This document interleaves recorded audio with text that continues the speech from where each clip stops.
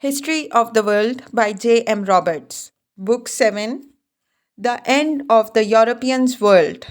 Chapter 2. The Era of the First World War.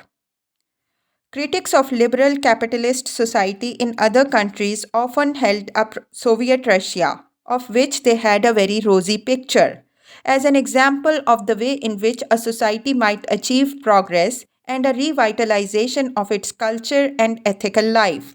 But this was not the only model offered to those who found the civilization of the West disappointing. In the 1920s, in Italy, a movement appeared called fascism. It was to lend its name to a number of other and only loosely related radical movements in other countries, which had in common a rejection of liberalism and strong anti Marxism. The Great War had badly strained constitutional Italy, though poorer than other countries, regarded in 1914 as great powers. Her share of fighting had been disproportionately heavy and often unsuccessful, and much of it had taken place on Italian territory. Inequalities had accentuated social divisions as the war went on. With peace came even faster inflation, too. The owners of property, whether agricultural or industrial, and those who could ask higher wages because of a labor shortage, were more insulated against it than the middle classes and those who lived on investment or fixed incomes. Yet these were, on the whole, the most convinced supporters of the unification completed in 1870. They had sustained a constitutional and liberal state while conservative Roman Catholics and revolutionary socialists had long opposed it. They had seen the war Italy entered in 1915 as an extension of the Risorgimento, the 19th century struggle to unite Italy as a nation, a crusade to remove Austria from the last soil she ruled, which was inhabited by those of Italian blood or speech. Like all nationalism, this was a muddled, unscientific notion, but it was powerful. Peace brought to Italians disappointment and disillusion. Many nationalist dreams were left unrealized. Moreover, as the immediate post war economic crisis deepened, the socialists grew stronger in parliament and seemed more alarming now that a socialist revolutionary state existed in Russia. Disappointed and frightened, tired of socialist anti nationalism, many Italians began to cast loose from liberal parliamentarianism and to look for a way out of Italy's disappointments. Many were sympathetic to intransigent nationalism abroad. For example, to an adventurer who seized the Adriatic port of Fiume, which the peace conference had failed to give to Italy, and violent anti Marxism at home. The second was bound to be attractive in a Roman Catholic country, but it was not only from the traditionally conservative church that the new leadership against Marxism came. In 1919, a journalist and ex serviceman who had before the war been an extreme socialist, Benito Mussolini, formed a movement called the Fasci di Combattimento, which can be roughly translated as Union for Struggle. It sought power by any means, among them, violence by groups of young thugs directed at first against socialists and working class organizations, then against elected authorities. The movement prospered. Italy's constitutional politicians could neither control it nor tame it by cooperation. Soon the fascists, as they came to be called, often enjoyed official or quasi official patronage and protection from local officials and police. Gangsterism was semi institutionalized. By 1922, they had not only achieved important electoral successes but had virtually made orderly government impossible in some places by terrorizing their political enemies, especially if they were communist or socialist. In that year, other politicians having failed to master the fascist challenge, the king called Mussolini to form a government. He did so on a coalition basis and the violence came to an end. This was what was called in the later fascist mythology the March of Rome, but was not quite the end of constitutional Italy. Mussolini only slowly turned his position into a dictatorship. In 1926, government by decree began. Elections were suspended. There was little opposition.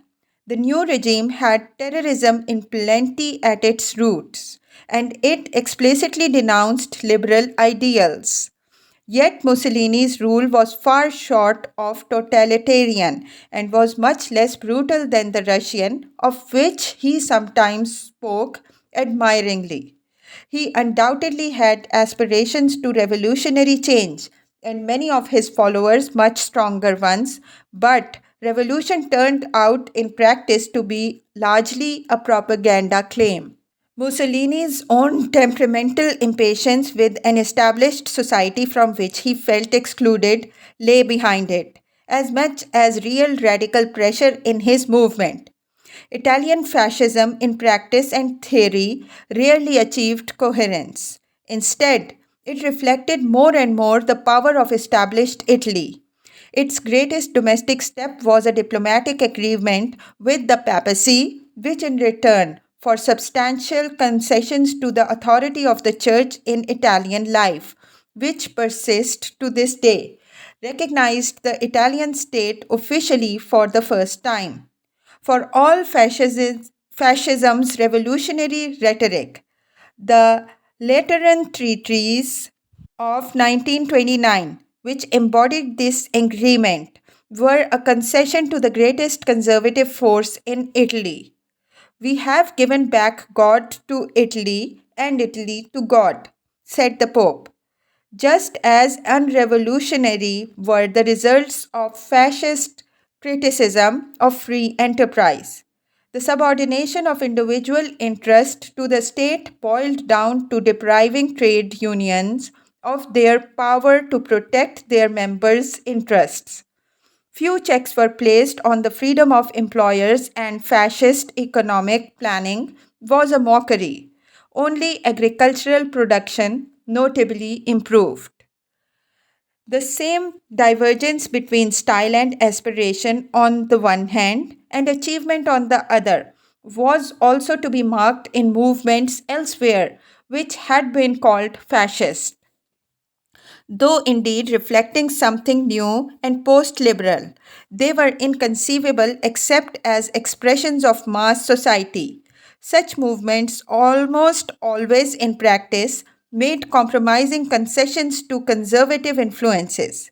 This makes it difficult to speak of the phenomenon, fascism, at all precisely. In many countries, regimes appeared which were authoritarian, even totalitarian in aspiration, intensely nationalist, and anti Marxist.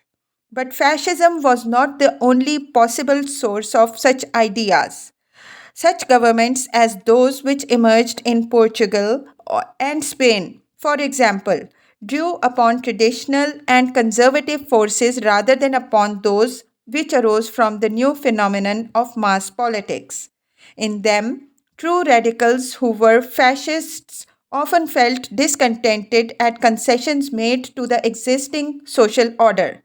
Only in Germany, in the end, did a movement some termed fascist succeeded in a revolution which mastered historical conservatism. For such reasons, the label of fascism sometimes confuses as much as it clarifies. Perhaps it is best merely to distinguish two separable phenomena of the 20 years after 1918. One is the appearance, even in stable democracies such as Great Britain and France, of ideologists and activists who spoke the language of a new radical politics, emphasized idealism, willpower, and sacrifice, and looked forward to rebuilding society and the state on new lines without respect to vested interests or concessions to materialism. This was a phenomenon which, though widespread, triumphed in only two major states, Italy and Germany. In each of these, economic collapse, outraged nationalism, and anti Marxism were the sources of success, though that in Germany did not come until 1933. If one word is wanted for this, let it be fascism. In other countries, usually underdeveloped economically, it might be better to speak of authoritarian rather than fascist regimes, especially in Eastern Europe. There, large agricultural populations presented problems aggravated by the peace settlement. Sometimes alien national minorities appeared to threaten the state. Liberal institutions were only superficially implanted in many of the new countries, and traditional conservative social and religious forces were strong. As in Latin America, where similar economic conditions could be found, their apparent constitutionalism tended to give way sooner or later to the rule of strong men and soldiers. This proved the case before 1939 in the new Baltic states. Poland and all the successor states of the dual monarchy except Czechoslovakia, the one effective democracy in Central Europe or the Balkans.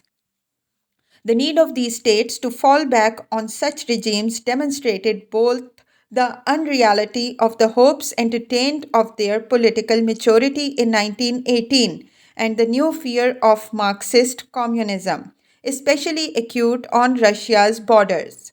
Such pressure operated also, though less acutely, in Spain and Portugal, where the influence of traditional conservatism was even stronger and Catholic social thinking counted for more than fascism. The failures of democracy between the wars did not proceed at an even pace.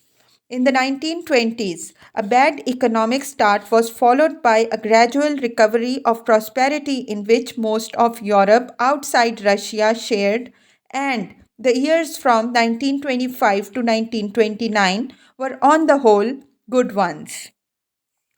This permitted optimism about the political future of the new democratic nations. Currencies emerged from appalling inflation in the first half of the decade and were once more stable. The resumption of many countries of the gold standard was a sign of confidence that the old pre 1914 days were returned. In 1925, the production of food and raw materials in Europe for the first time passed the 1913 figure, and a recovery of manufacturing was also underway. With the help of a worldwide recovery of trade and huge investment from the United States, now an exporter of capital, Europe reached in 1929 a level of trade not to be touched again until 1954.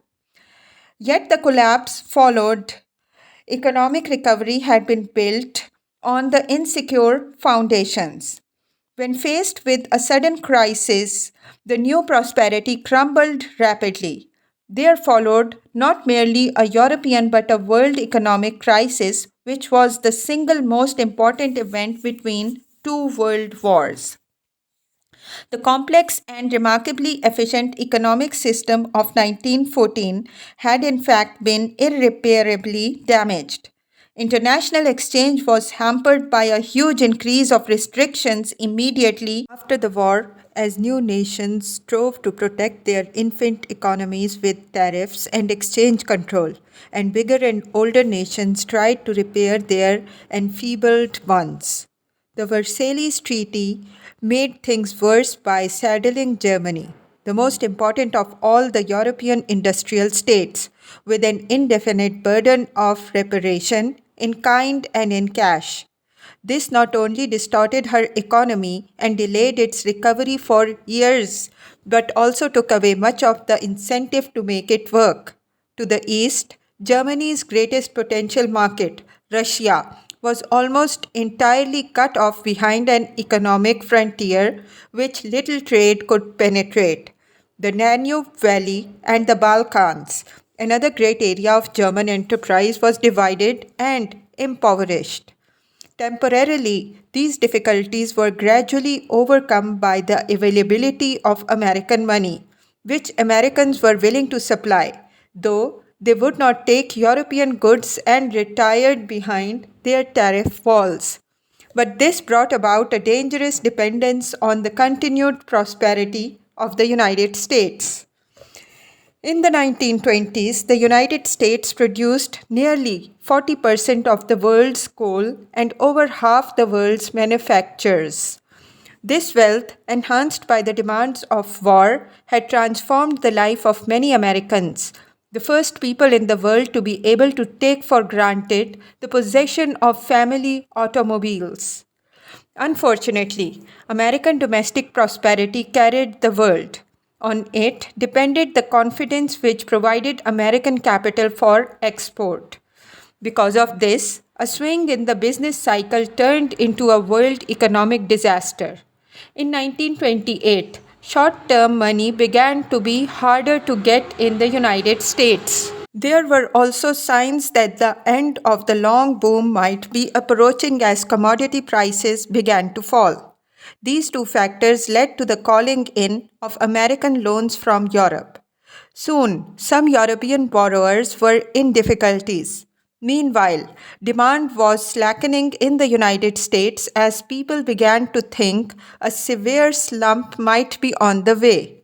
The Federal Reserve Bank now began to make its own contribution to disaster by raising interest rates and continuing to do so. Almost accidentally, there was a particularly sudden and spectacular stock market collapse in October 1929. It did not matter that there was thereafter a temporary rally and that great bankers brought stock to restore confidence.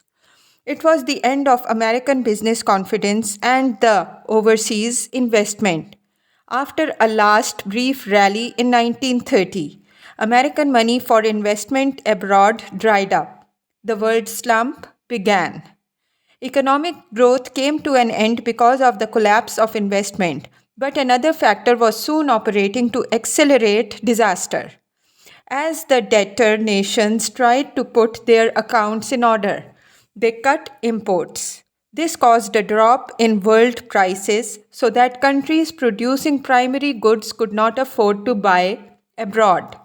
Meanwhile, at the center of the things, both the United States and Europe went into a financial crisis as countries struggled unsuccessfully to keep the value of their currencies steady in relation to gold, an internationally acceptable means of exchange.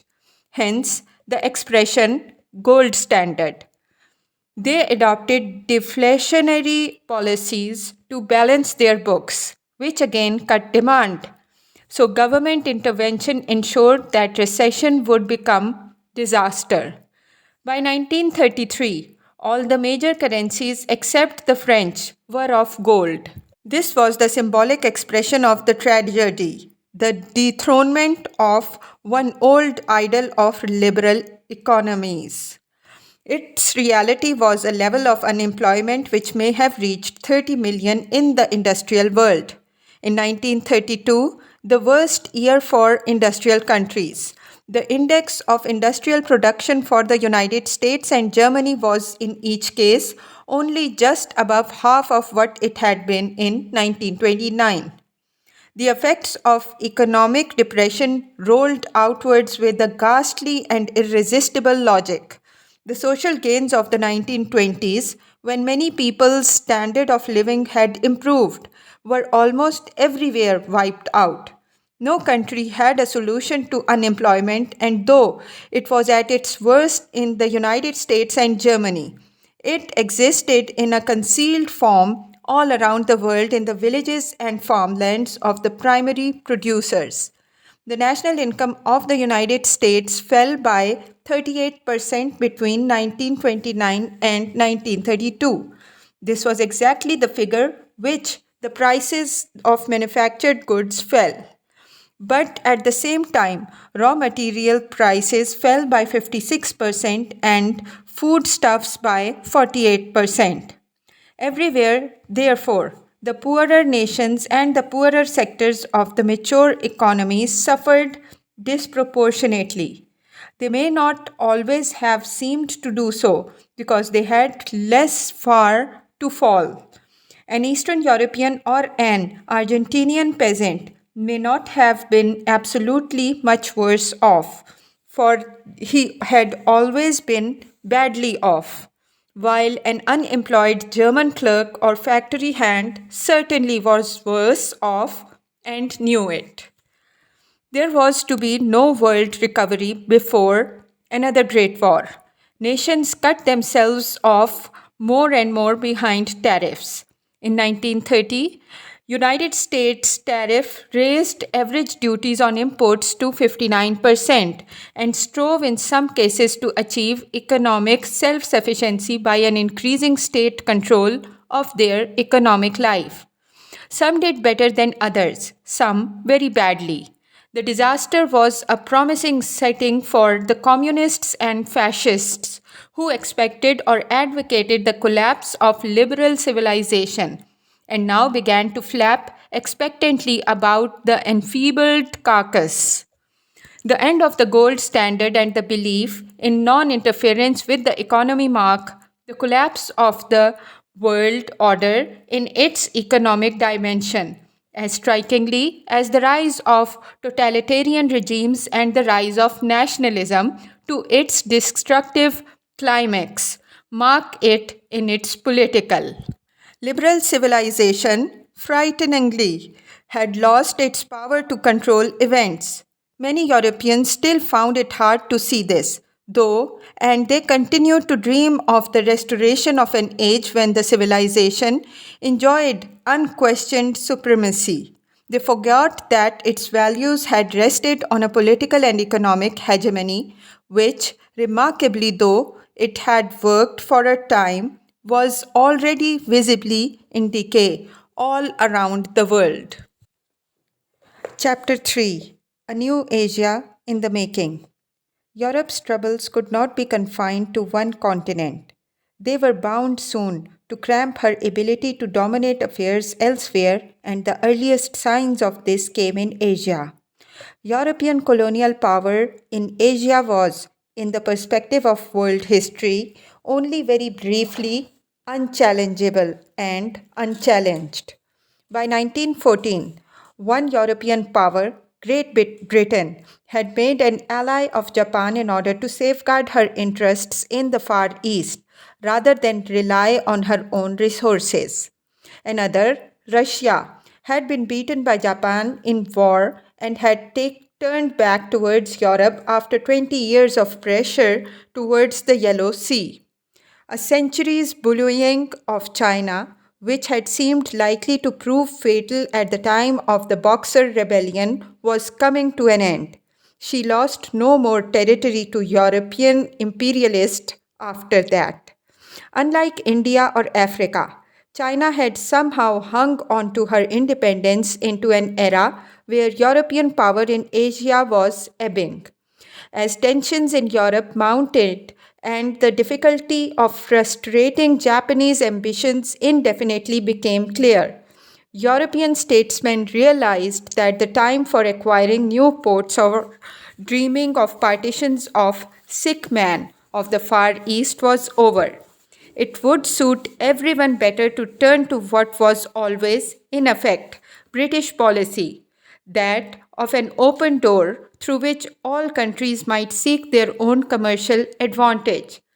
That advantage, too, showed signs of being much less spectacular than had been thought in the sanguine days of the 1890s, and that was another reason to tread more softly in the Far East. Not only was the high tide of the European onslaught on Asia passed by 1914, but the revolutionizing of Asia by colonialism cultural interplay, and economic power had already produced defensive reflexes which had to be taken seriously.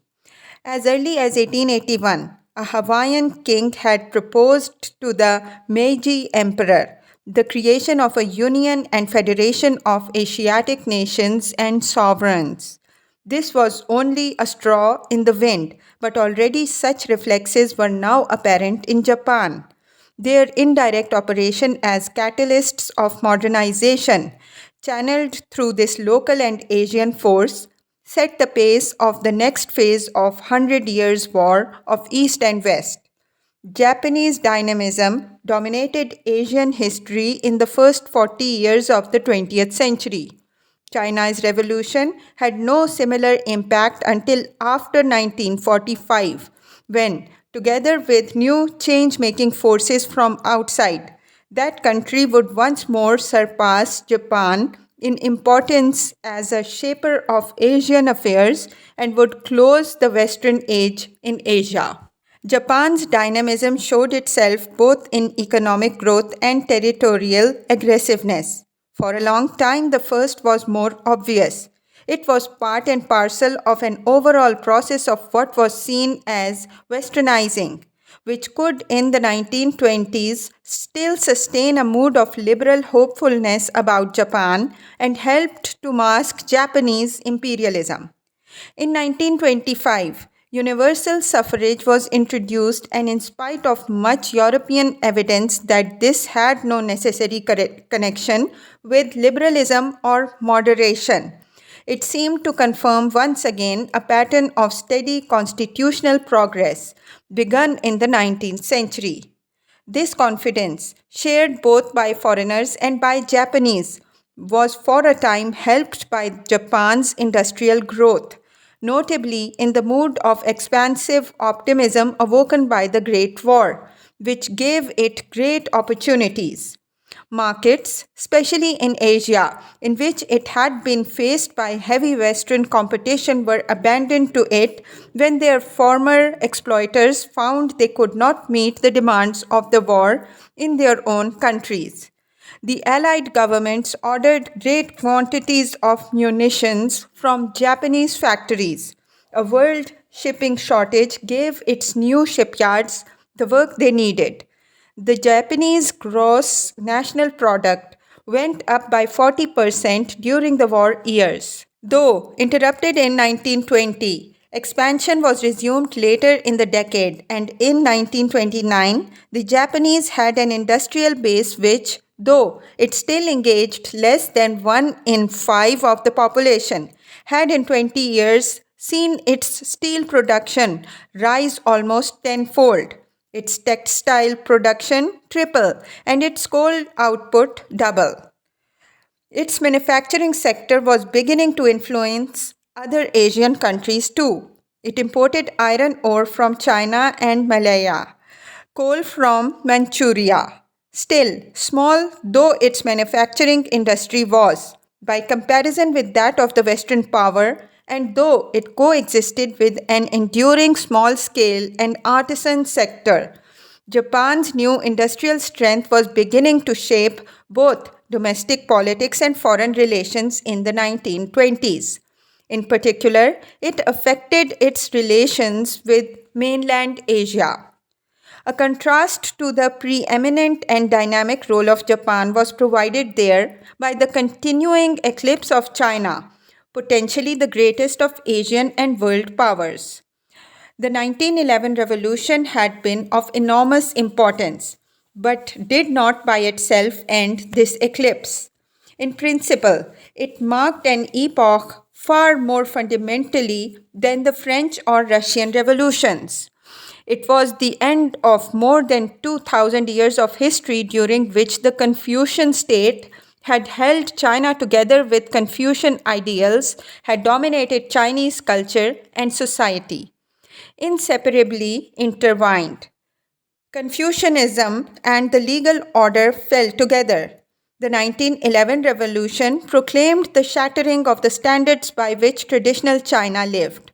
On the other hand, the revolution was limited in two ways specially.